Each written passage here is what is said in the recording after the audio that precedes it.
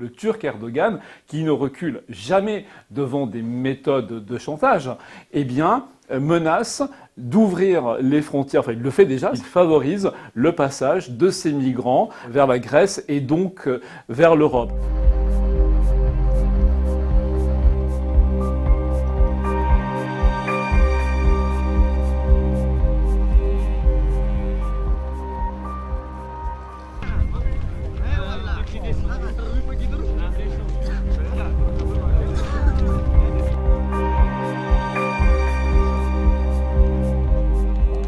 Face à la recrudescence des combats, les derniers combats, pourrait-on dire, dans le nord de la Syrie, affluent de nouvelles masses de migrants. C'est horrible de parler comme ça, mais c'est de ça qu'il s'agit. Ces migrants, qui sont-ils? Ils sont principalement des Syriens qui fuient les bombardements, qui fuient la guerre sans relâche, qui sont chassés de la région et de la ville d'Idlib, qui sont au nombre déjà de 900 000 à 1 million, qui essaient de passer côté turc, donc pour fuir encore une fois ces combats. Ils se retrouvent coincés, ils essaient de passer pour se réfugier.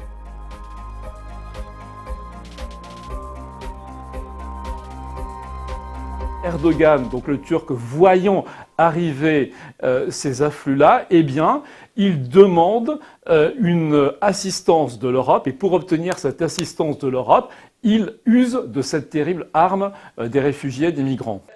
Şimdi kapıları açınca telefon üstüne gelmeye başladı. Telefon üstüne gelmeye başladı. Kapıları kapatın. Dedik bitti o iş. Artık kapılar açılmıştır.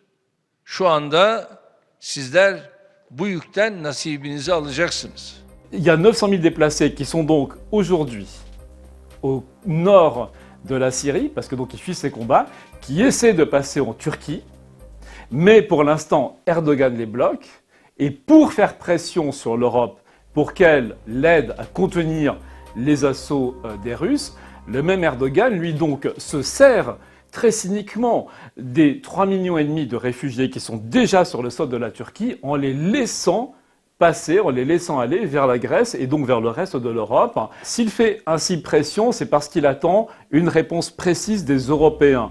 Il demande à l'Europe qu'elle intervienne pour faire cesser l'offensive, les bombardements des Syriens, du régime syrien et de son grand allié russe, Vladimir Poutine.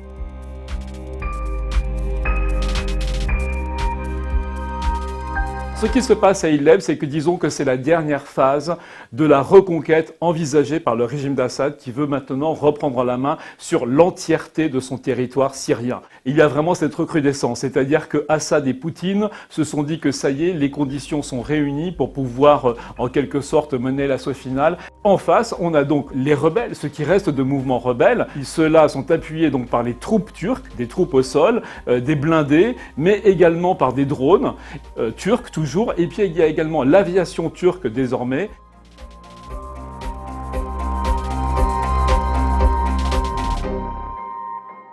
Pour l'Europe, il y a urgence totale parce que sinon on voit bien ce qui se passe. On va de nouveau vivre une crise énorme des réfugiés, comme il y en a eu une en 2015. Le seul espoir aujourd'hui, c'est que l'Europe se réveille, que Angela Merkel et Emmanuel Macron réussissent à entraîner avec eux suffisamment de pays européens pour dire bon, maintenant il faut absolument arrêter. Après tout, il y a des moyens de pression sur Poutine pour qu'ils parviennent au minimum à un cessez-le-feu, qu'il y ait un règlement politique et non pas une solution militaire telle qu'elle est en train de se dessiner. Si rien n'est réglé sur ce qui se joue en Syrie, Erdogan continuera ses pressions et laissera filer, entre guillemets, vers l'Europe de plus en plus de masses de réfugiés et donc au milieu, encore une fois, une population civile qui se retrouve littéralement en otage et qui souffre et qui meurt tous les jours.